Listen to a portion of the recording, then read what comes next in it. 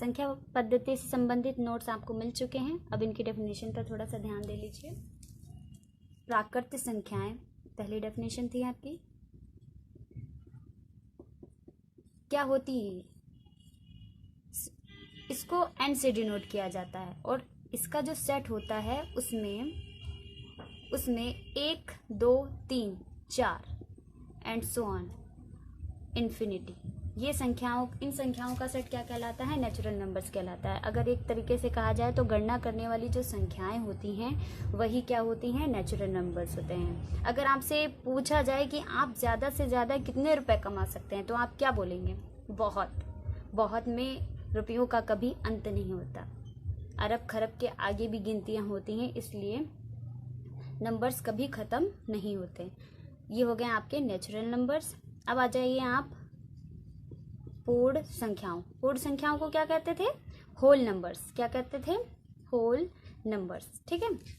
अगर इन्हीं नेचुरल संख्या में हम एक जीरो और बढ़ा दें, यानी कि जीरो सहित प्राकृतिक संख्याओं का जो समूह होता है उसे होल नंबर्स कहते हैं। ठीक है, ये याद रखिएगा। एक हम आपको ट्रिक छोटी सी बता रहे हैं।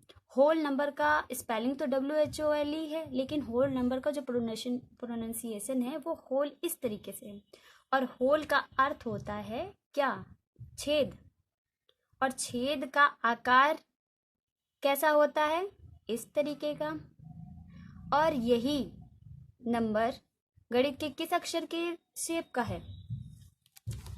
जीरो। किस अक्षर के शेप का है? जीरो।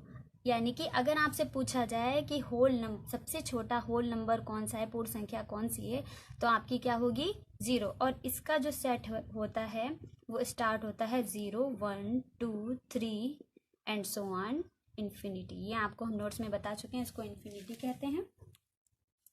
ठीक है। अब आ जाते हैं पूर्णांक पर। पूर्णांक का अर्थ पहले समझ लीजिए। पूर्णांक मतलब होता है पूरा अंक। पूर्ण अंक यानी कि पूरे पूरे अंकों को पूर्णांक कहते हैं। It's simple.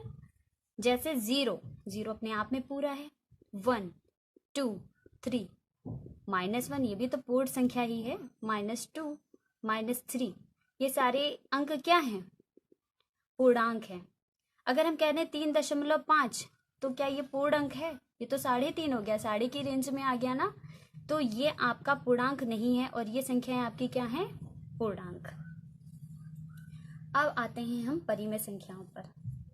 परिमेय संख्याएं हम पहले ही बता चुके हैं, बहुत अच्छी डेफिनेशन है। और आप लोग 8th क्लास में इसी से आपका चैप्टर शुरू होता है कि जिन संख्याओं को P/Q के रूप में लिखा जा सकता है, जहां P और Q पूर्णांक होने चाहिए। पूर्णांक अभी आपने समझा, पूर्णांक होने चाहिए। और Q does not is equal to 0, यानी कि हर का मान 0 नहीं होना चाहिए। वही क्या होती है?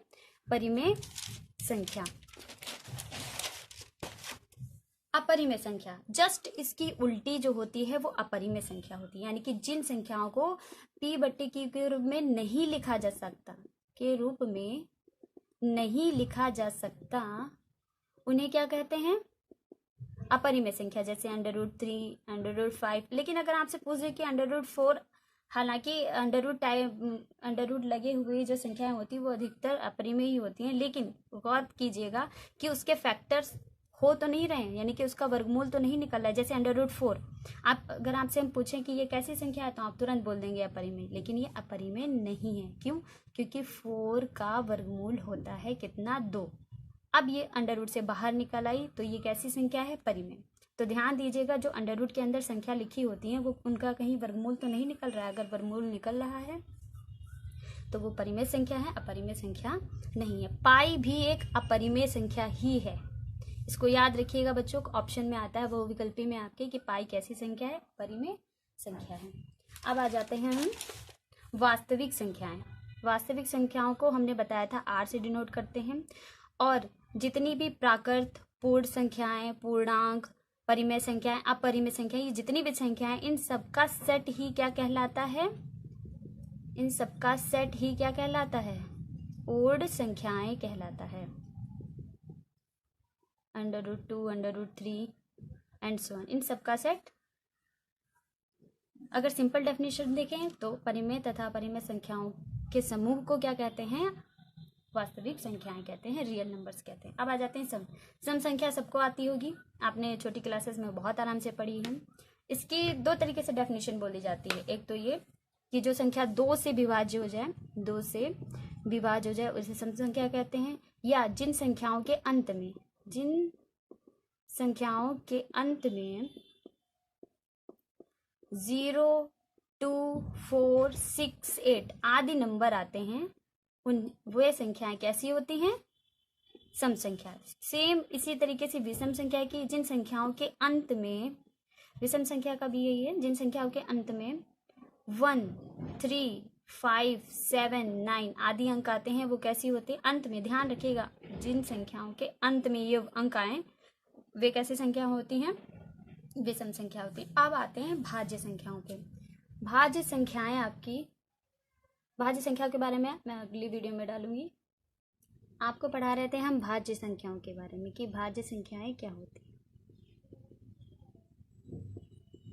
भाज्य संख्याएं मतलब कंपोजिट नंबर्स, वे संख्याएं जो किसी भी संख्या से पूरी विभाजित होती हैं, पूर्णतः पूरी विभाजित होती हैं, उन्हें भाज्य संख्याएं कहते हैं। जैसे आपका 4 किससे डिवाइड है? 2 से डिवाइड है। 9 किससे डिवाइड है? ये 3 से डिवाइड है। और 25 ये किससे डिवाइड है? 5 से डिवाइड है। ठीक है, ये सारी कैसी संख्या हैं? भाज्य संख्या हैं। लेकिन अगर आपसे कह दिया जाए कि 17, तो आप किससे कहेंगे कि किससे डिवाइड है? ये किसी से डिवाइड नहीं है, ये सिर्फ 1 से और खुद 17 से ही डिवाइड है। इसके अलावा ये किसी संख्या से डिवाइड नहीं होती है। तो ऐसी संख्या है जिसके केवल 2 फैक्टर होते हैं, एक तो 1 और दूसरी वो संख्या खुद, वो संख्याएं क्या कहलाती हैं?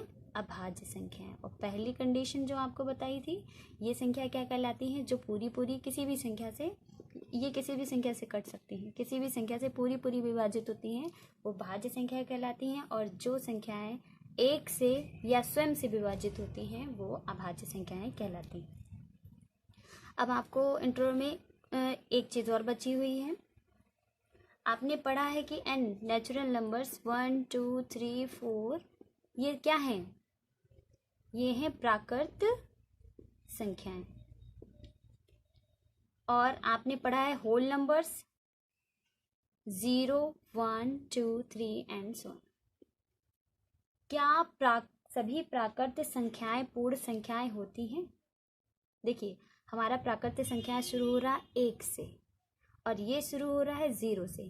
तो 0 वाले में 1 मिल रहा है ना, ये 1 आ रहा है ना, इसको हम क्या लिख सकते हैं? प्राकृत संख्या, यानी कि 0 तो है ही और ये क्या है? प्राकृत। यानी कि सभी प्राकृत संख्याएं कौन सी संख्याएं होती हैं? पूर्ण संख्याएं होती हैं। ये आपका पेपर में पूछा जाता है, याद कर लीजिएगा। सभी प्राकृत संख्याएं पूर्ण संख्याएं होती, लेकिन इसका उल्टा बिल्कुल नहीं। अगर पूछ ले कि कहीं सभी पूर्ण संख्याएं प्राकृत संख्याएं होती हैं, तो नहीं, लेकिन सभी प्राकृत संख्याएं क्या होती हैं? पूर्ण संख्याएं होती हैं। अगला कि सभी पूर्ण संख्या पूर्णांक होती है।